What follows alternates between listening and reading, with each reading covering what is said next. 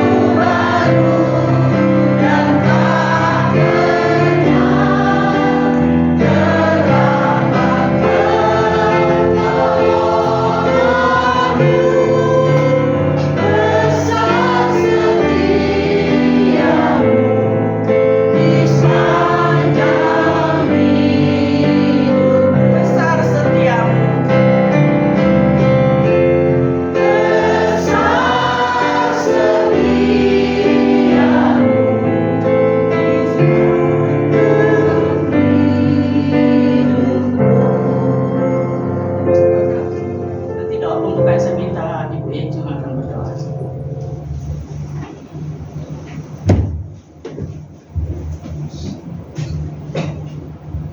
Ya, mari kita mulai berdoa. Ya, terima kasih Bapa yang berkata di surga untuk saat ini Tuhan. Engkau boleh kumpulkan kami bersama-sama Tuhan di ruangan ini Tuhan, di jamu di ruangan ini Tuhan. Ya Bapa, Engkau sangat baik, Engkau sungguh baik Tuhan. Biarlah kasih-Mu melimpah di dalam hidup kami Tuhan. Bapa, kami akan memulai ibadah Komisi Wanita dan Usia Indah desa ini. Biarlah Engkau yang pimpin kami Tuhan, pimpin pemain musik Jerry dan Pak Pendeta Sutotan yang akan membawakan firman Tuhan dan melukis Qurannya. Biarlah Bapa Engkau yang pimpin ibadah kami dari awal pertengahan hingga akhir, di mana kita akan saat ini merayakan pengucapan syukur persekutuan ibadah Komisi Wanita dan Usia Indah ke-19. Biar semuanya boleh berjalan dengan lancar. Dan terima kasih Tuhan Yesus, berdoanya dalam nama Tuhan Yesus. Haleluya. Amin. Ya, masih tetap berdiri. Kita akan menaikkan pujian hari ini kurasa bahagia sambil bertepuk tangan. Saat bergandengan tangan, kita bergandengan tangannya. Kita merasa bersuka cita pada sore hari.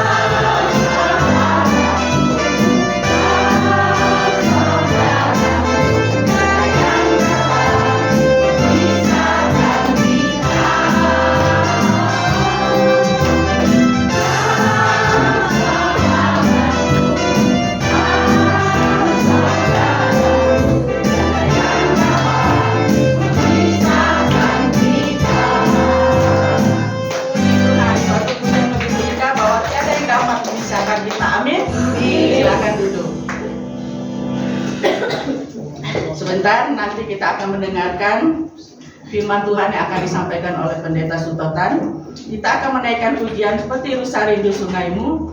Sebelumnya nanti vokal Mas untuk memberikan persembahan pujian.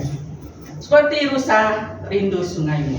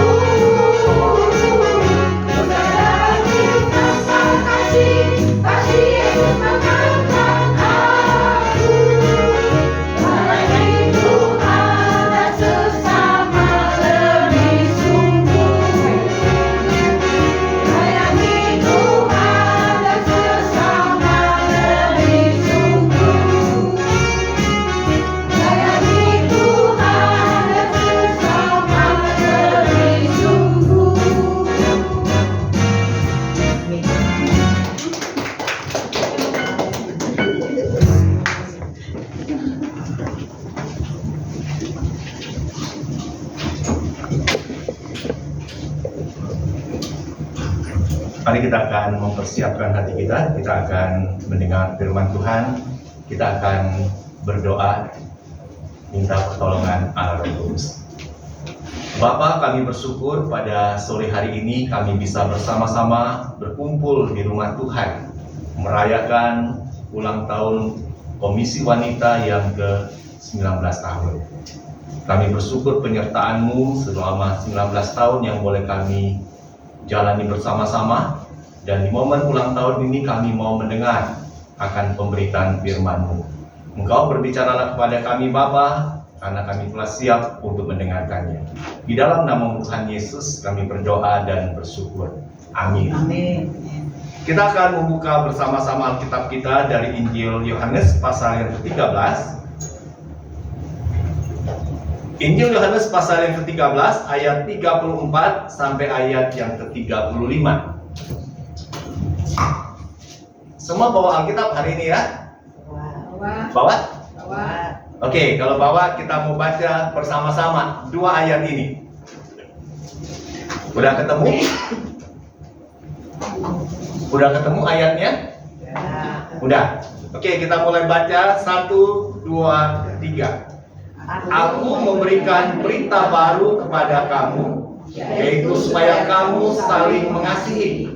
Sama seperti aku telah mengasihi kamu, demikian pula kamu harus saling mengasihi. Dengan demikian semua orang akan tahu bahwa kamu adalah murid-muridku, yaitu jikalau kamu saling mengasihi.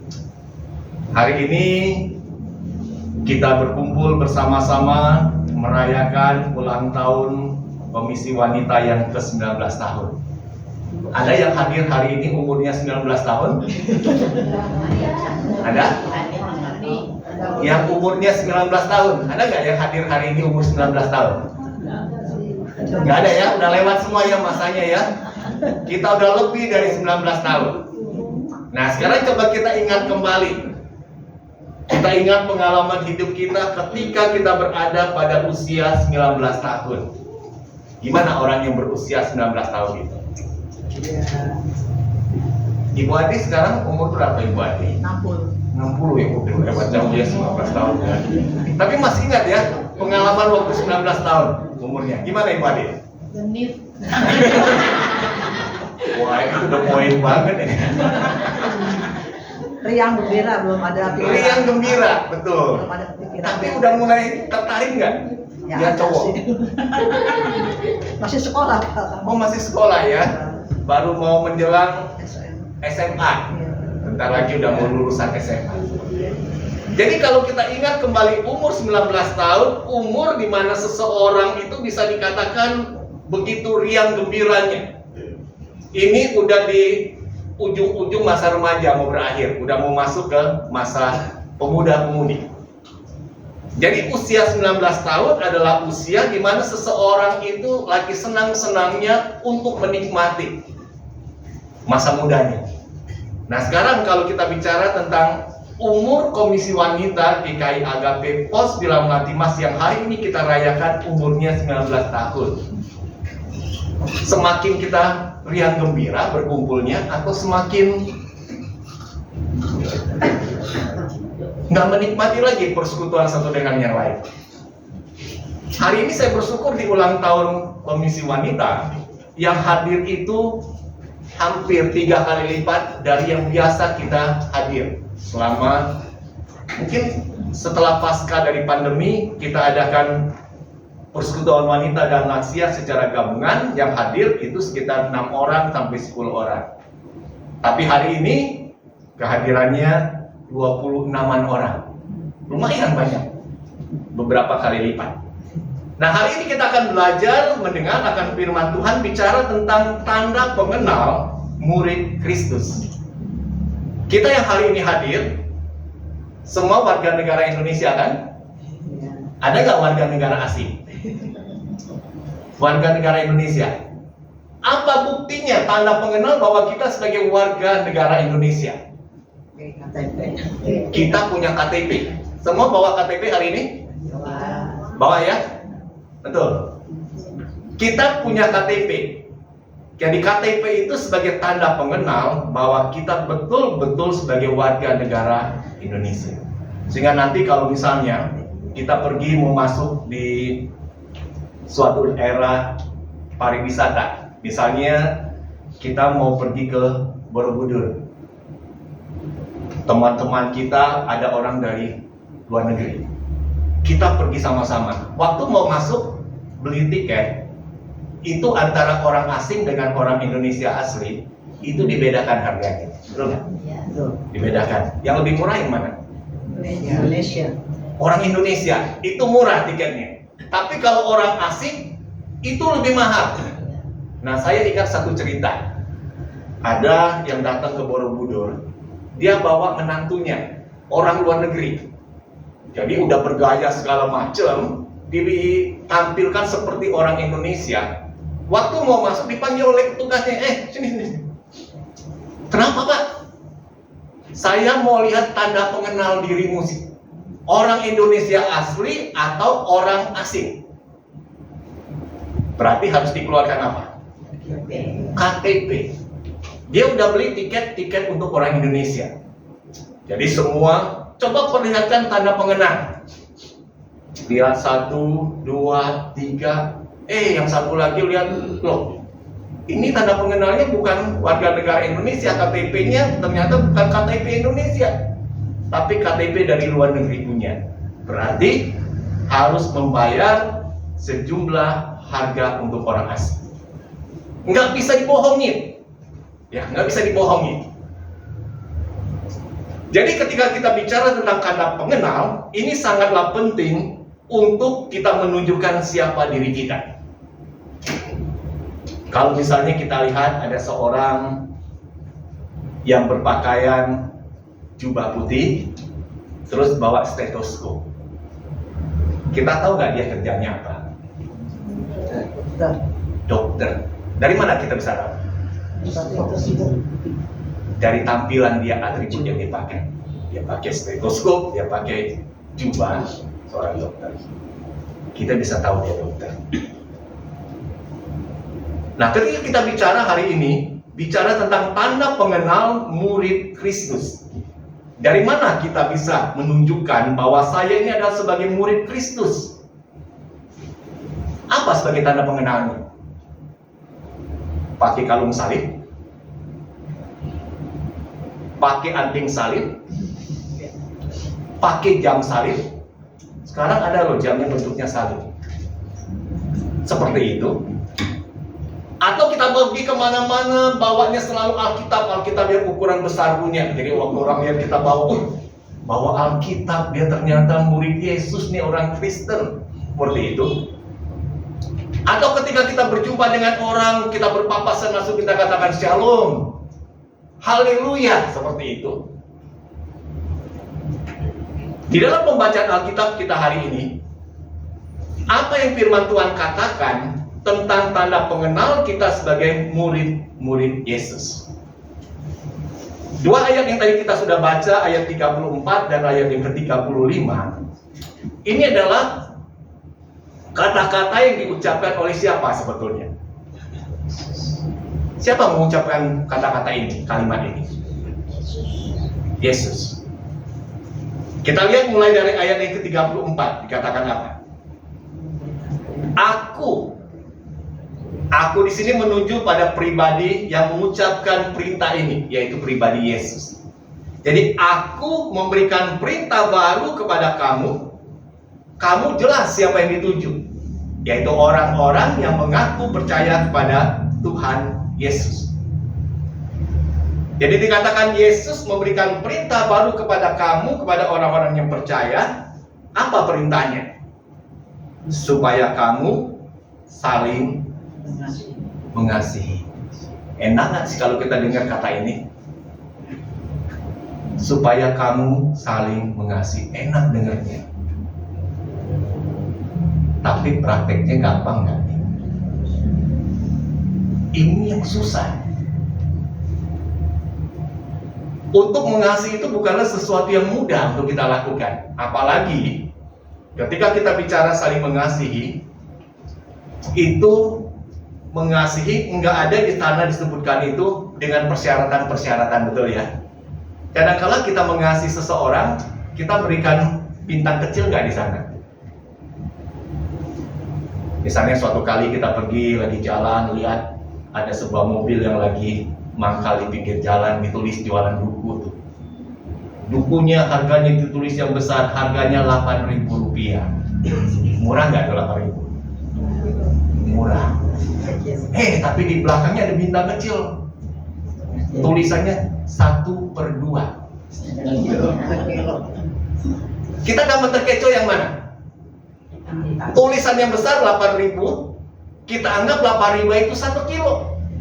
Tetapi ternyata ada catatan kecil di sana, setengah kilo 8.000, berarti sekilonya 16.000. Seringkali kita membuat persyaratan ketika kita mau mentaati firman Tuhan ini untuk hidup saling mengasihi. Apa persyaratan yang paling sering kita ungkapkan bahwa saya akan saling mengasihi dia? Syaratnya apa? Yang pertama, dia baik dulu dengan saya. Kalau jahat, Berlaku nggak perintah ini? Namanya kan syarat dan ketentuan berlaku. Saya mengasihi dia kalau dia baik dulu dengan saya. Kalau jahat, Ibu Sucen kalau dia jahat gimana? Tetap nggak berlaku? Enggak. Kadang-kadang enggak. Selama dia nggak menyakiti hati saya baik dengan dia, mengasihi dia. Kalau dia sakiti hati saya, no. Nah, kembali kita lihat Yesus ketika dia memberikan perintah baru ini. Apakah Yesus memberikan syarat-syarat di dalamnya? Coba kita lihat ya, dikatakan tadi, aku memberikan perintah baru kepada kamu supaya kamu saling mengasihi. Lalu apa yang menjadi patokan bahwa kita yang sudah menerima perintah baru dari Yesus untuk hidup saling mengasihi? Kita lihat ada kalimat di belakangnya. Disebutkan apa di sana? Sama seperti aku dikatakan, yaitu Yesus telah mengasihi kamu, demikian pula kamu harus saling mengasihi. Jadi berpatokannya pada siapa ini? Kita saling mengasihi.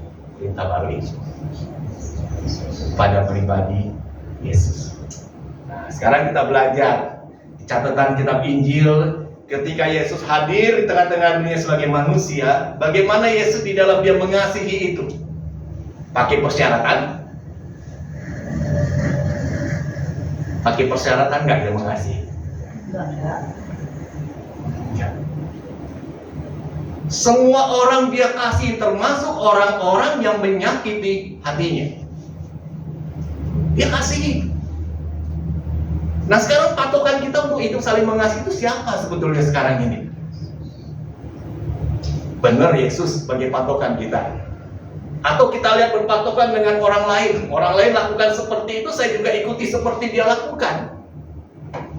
Tetapi kembali lagi ketika Yesus memberikan perintah ini, dia katakan, engkau lakukan apa yang aku perintahkan sama seperti yang aku telah tunjukkan bagimu.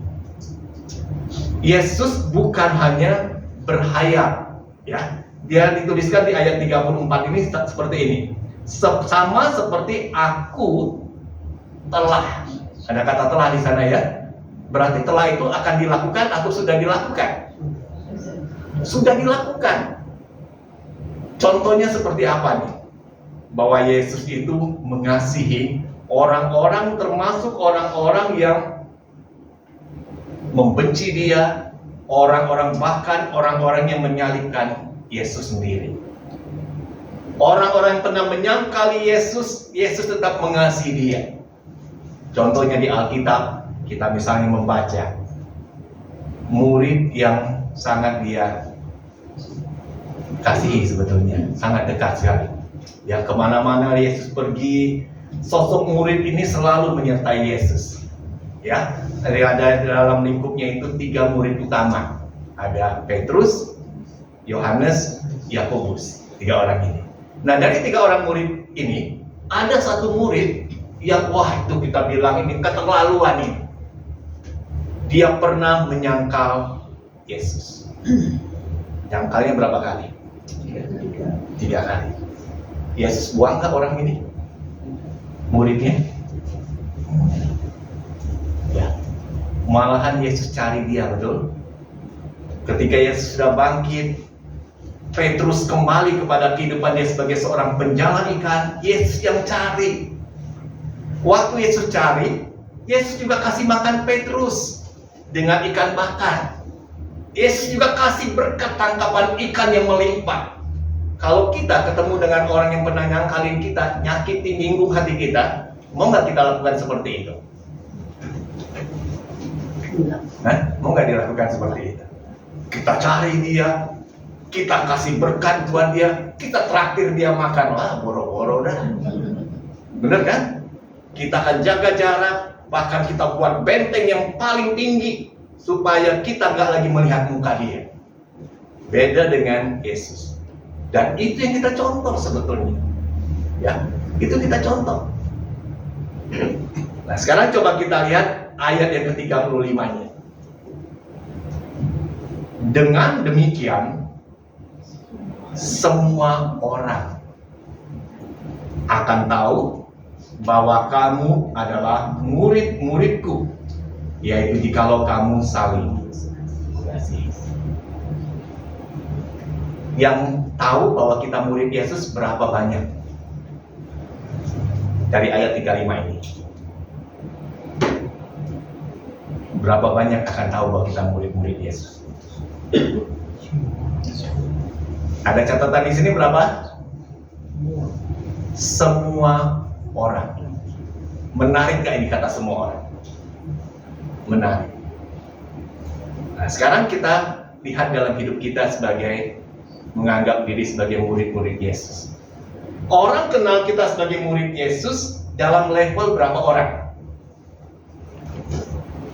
Saya pernah bercakap dengan seorang bapak, cerita tentang istrinya. Jadi dia bilang, kalau di gereja, istri saya itu, waduh, murid Yesus yang taat banget tuh.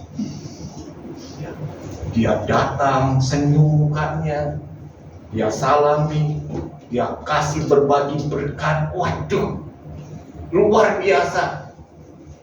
Ketika diajak bicara, kata-katanya manis banget, sampai lebih dari manisnya madu. Tapi waktu dia pulang ke rumah, berubah jauh. Saya bilang, berubahnya gimana? Kata-katanya bukan lagi kata-kata seperti yang saya lihat di gereja. Terus kata-katanya gimana? Penuh makian di rumah. Ketemu suami, maki-maki suaminya. Ketemu anak, dimaki-maki tuh anak. Perasaan suaminya seperti apa? Waduh, stres saya. Saya nggak betah tinggal di rumah ketemu sama istri model gini. Lebih baik saya nginep di gereja aja dah. Kenapa nginep di gereja? Gak ada orang yang kayak gini. Oh bukan. Karena istrinya baik. Istrinya baik di gereja. Ya, jadi kalau saya tinggal di gereja, istri saya tinggal di gereja, saya seperti ada di surga karena mendapatkan cara-cara dia berbicara. Wah, baik banget.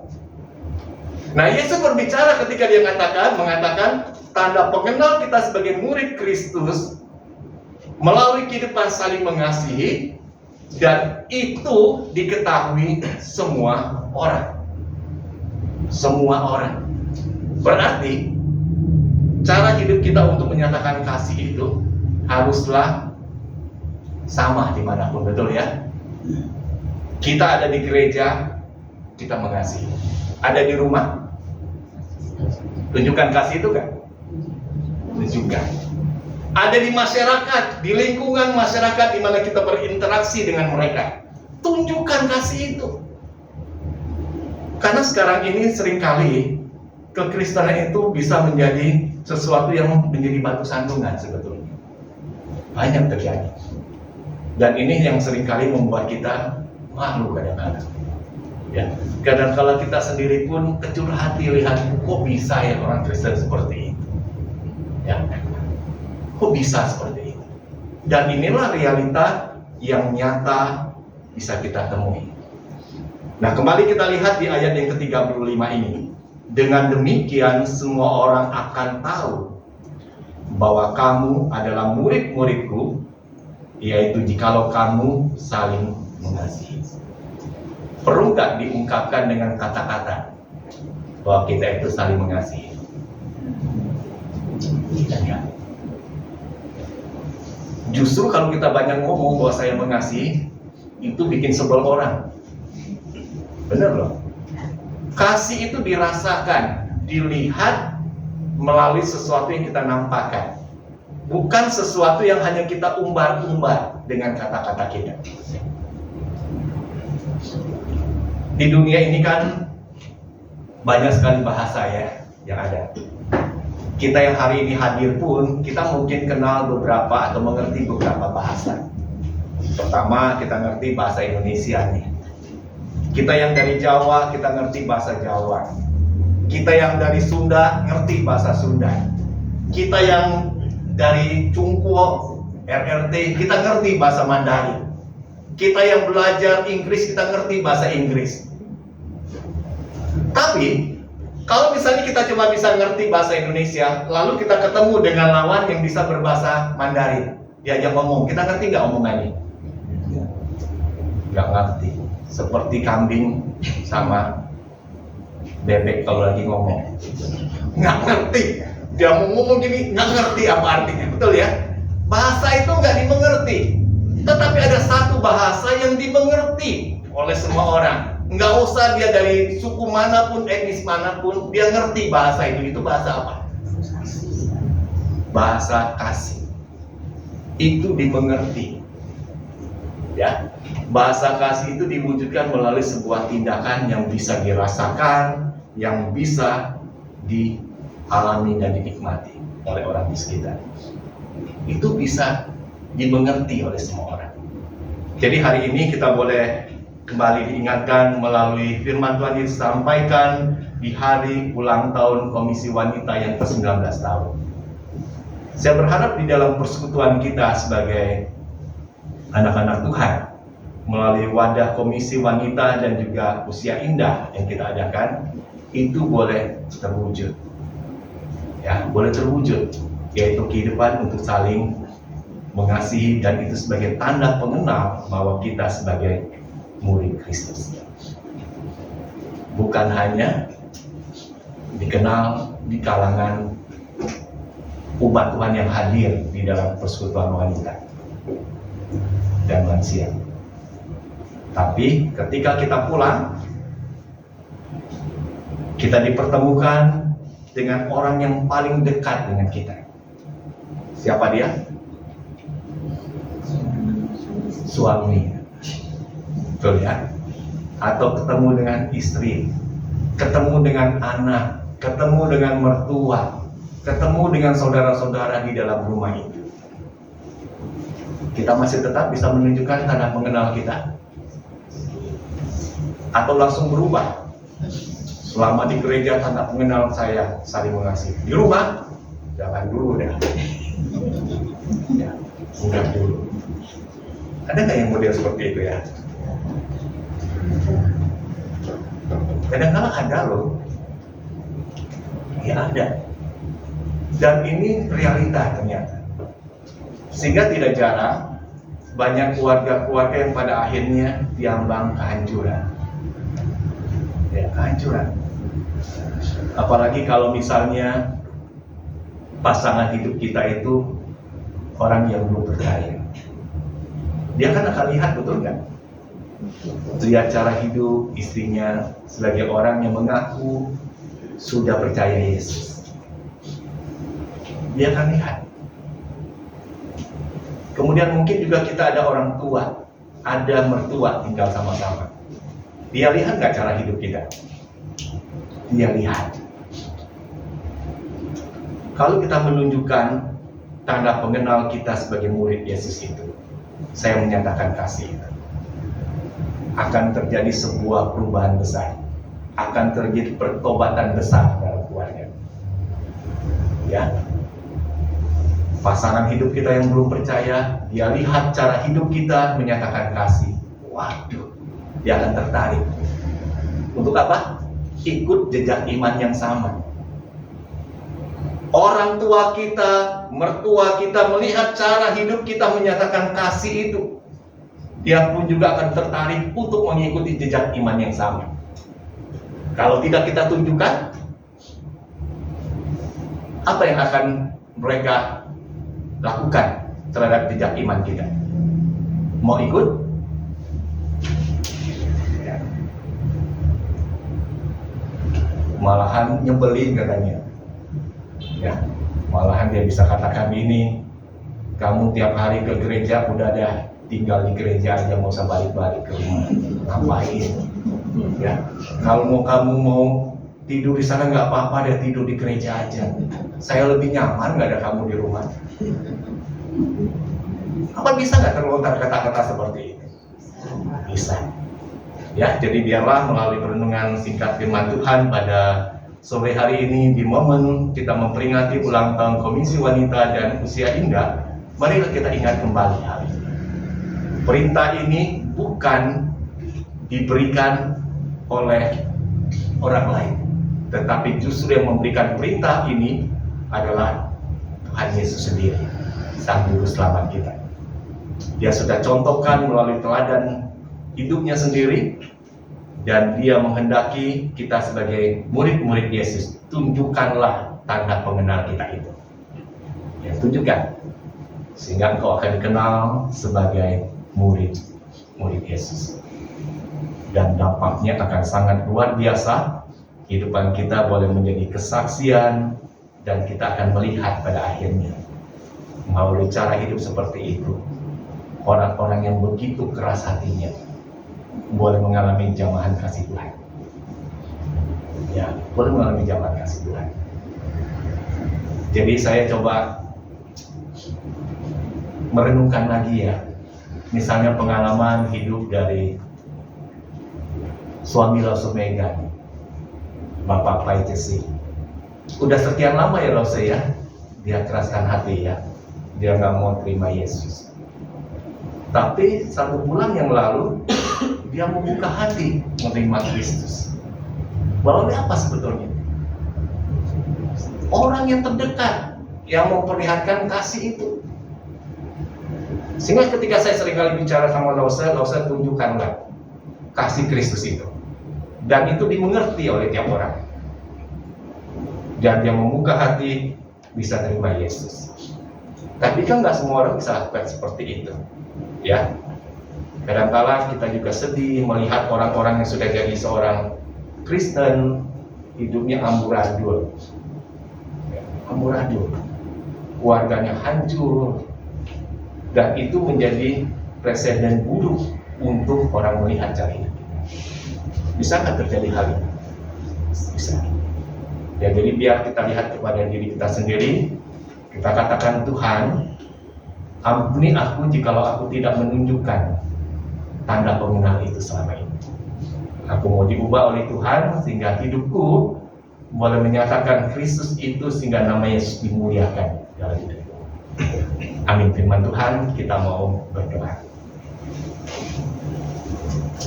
Tuhan, Kau kenal akan kehidupan yang kami jalani sebagai orang-orang yang mengaku percaya kepada Yesus. Bagaimana kami menyatakan diri kami sebagai murid Yesus? Tuhan Yesus memberikan perintah bahwa kami harus hidup saling mengasihi, sehingga itu bisa dilihat oleh semua orang, dan hidup kami boleh menjadi kesaksian dan mendatangkan berkat bagi orang-orang di sekitar kami. Tuhan, tolonglah kami di momen kami merayakan ulang tahun Komisi Wanita. Biarlah kami, Tuhan, ubahkan cara hidup kami dalam kami berinteraksi satu dengan yang lain. Jadikan hidup kami ini hidup yang menyatakan Kristus. Bukan hanya kami tampilkan dalam hidup kami bergereja, tapi ketika kami keluar dari gereja, apa yang kami tampilkan di gereja bertolak belakang dari apa yang kami tampilkan di tempat yang lain. Tuhan, biarlah Engkau akan tolong kami, mampukan kami untuk senantiasa ingat akan perintah Yesus ini. Terima kasih Bapa untuk waktu di mana kami boleh dihadirkan di dalam merayakan ulang tahun Komisi Wanita yang ke-19 tahun ini. Hanya di dalam nama Tuhan Yesus kami menaikkan doa kami. Amin.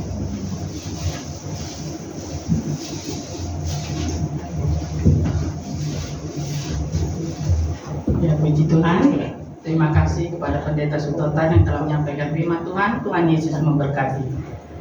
Sebentar kita akan memberikan persembahan yang akan melayani kantor persembahan pada sore hari ini, Aipola. Kita akan menaikkan pujian Bawa Persembahanmu. Persembahan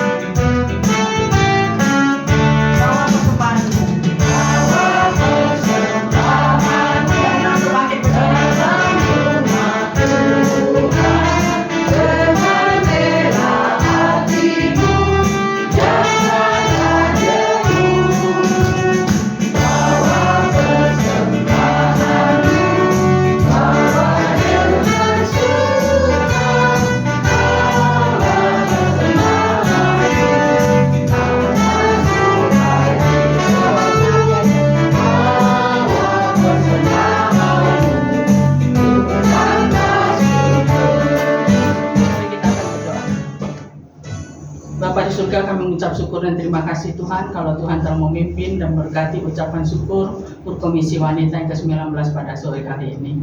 Di mana pada saat ini juga Tuhan kami telah memberikan persembahan, Tuhan berkati tangan-tangan yang telah memberi.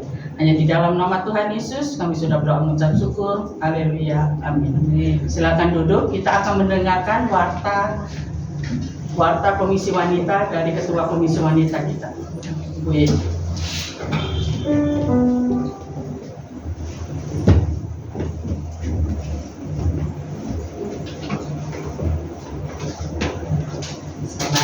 Sore, Ibu Bapak yang terkasih dalam Tuhan Yesus. Selamat malam Pak Suto.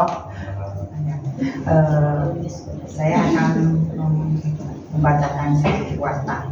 Ya, pertama-tama berterima kasih kepada Pendeta Sutotan yang telah membawakan firman Tuhan, perenungan firman Tuhan pada hari ini di dalam persekutuan Komisi Wanita. Boleh kita semuanya diberkati ya, amin. Amin. Tuhan Yesus akan memberkati Pak Suto dan juga kita semua, amin. Shalom Bapak Ibu yang terkasih dalam Tuhan Yesus, apa kabar semuanya? Baik-baik, Tuhan Yesus memberkati ya. Ya, puji syukur Tuhan boleh kumpulkan kita kembali di dalam perayaan KW dan Usia Indah, Komisi Wanita dan Usia Indah yang ke-19 ini. Ya, pengucapan syukur ini di hari ini semuanya boleh berjalan dengan lancar, itu semua Tuhan yang boleh memberkati kita.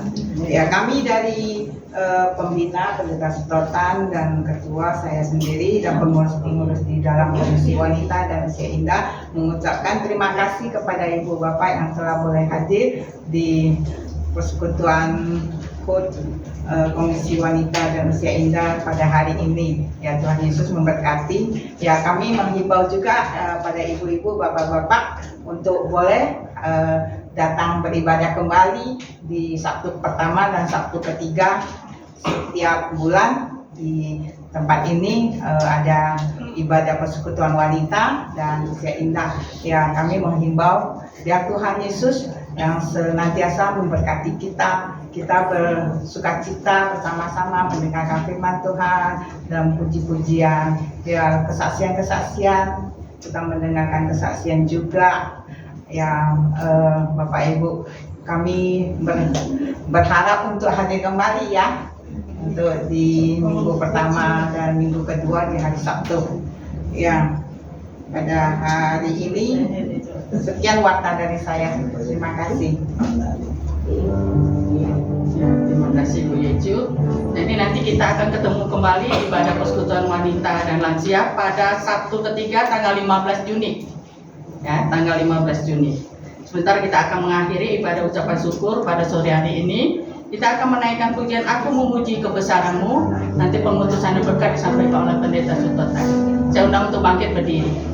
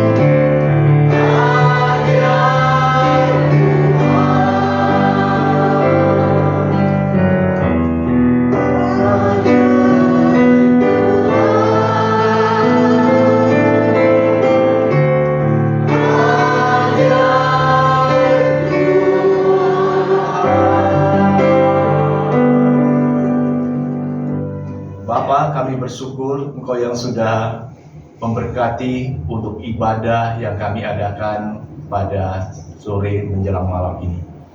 Dan kami mau mengarahkan hati kami untuk menerima berkat Tuhan.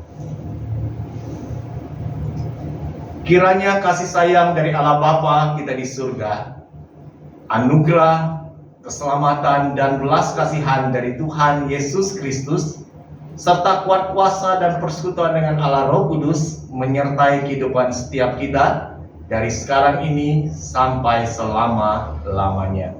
Amin.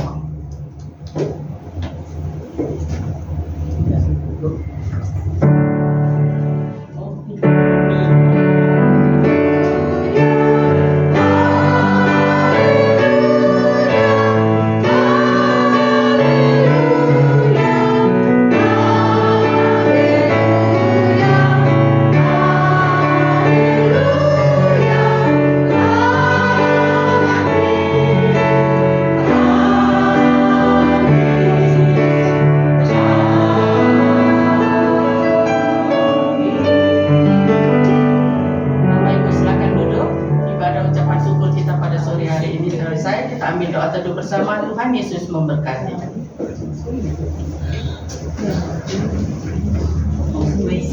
Nah, sebentar kita akan memasuki ibadah perayaan HUT Komisi Wanita pada sore hari ini. Nanti saya serahkan kepada Ibu Adi.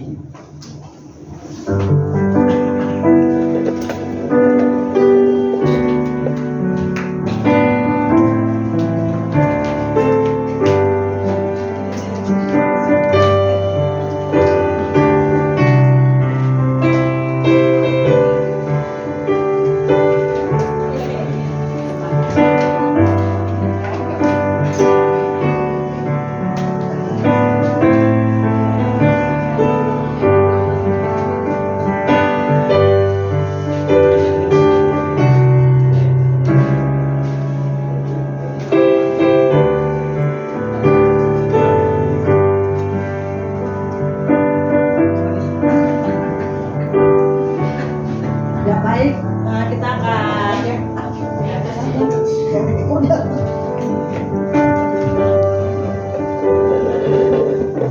Shalom Bapak Ibu semua. Kita akan tiup lilin karena hari ini adalah perayaan Komisi Wanita 19. Saya undang untuk hadir pembina dari Komisi Wanita Bapak Pendeta Sutotan. Saya undang Ketua Komisi Wanita Ibu Sumarni, anggotanya pengurus Ibu Landye, Ibu Ani, silakan untuk hadir. Dan yang Budi, wakili majelis, saya undang untuk hadir. Kita akan tiup lilin.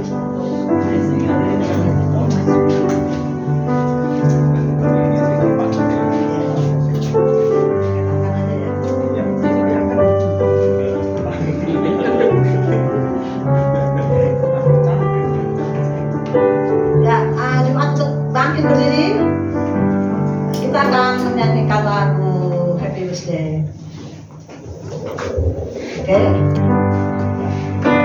Ayo tangan sama-sama. Happy birthday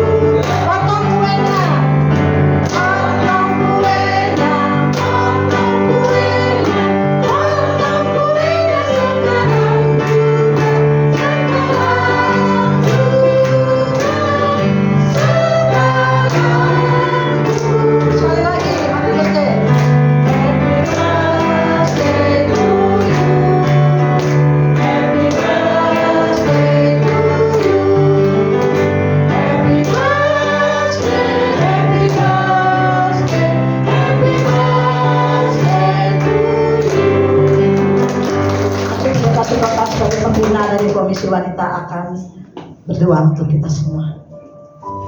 Bapak, kami bersyukur hari ini kami boleh merayakan ulang tahun Komisi Wanita yang ke-19 tahun. Biarlah melalui apa yang boleh kami alami selama 19 tahun penyertaan Tuhan dalam hidup kami bersekutu di dalam wadah persekutuan wanita ini, boleh terus Tuhan sertai kami untuk waktu-waktu di depan. Melalui persekutuan ini pun kami boleh menyatakan tanda pengenal kami sebagai murid Kristus ketika kami hidup di dalam kehidupan yang saling mengasihi.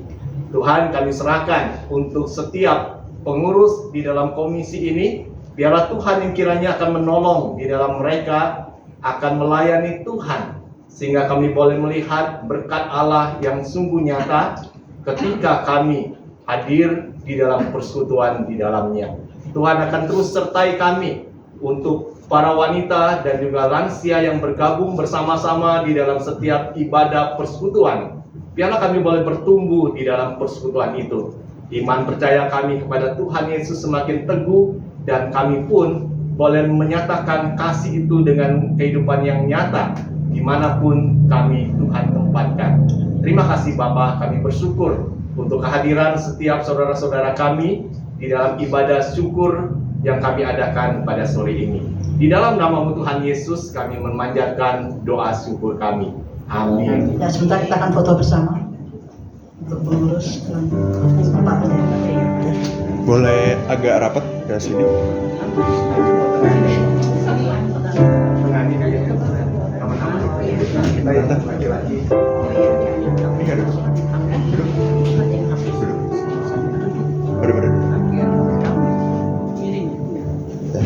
Satu, dua, tiga. Sekali lagi, 1, 2, 3. Oke.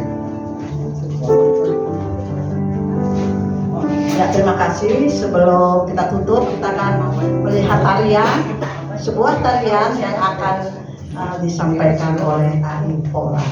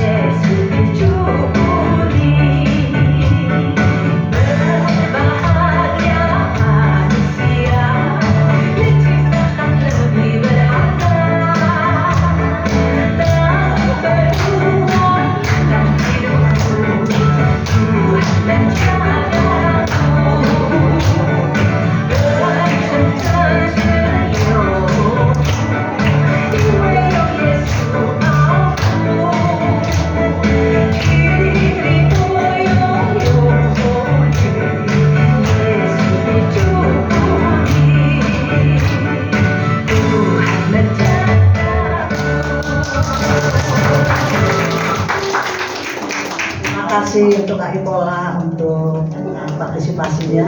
Jemaat jangan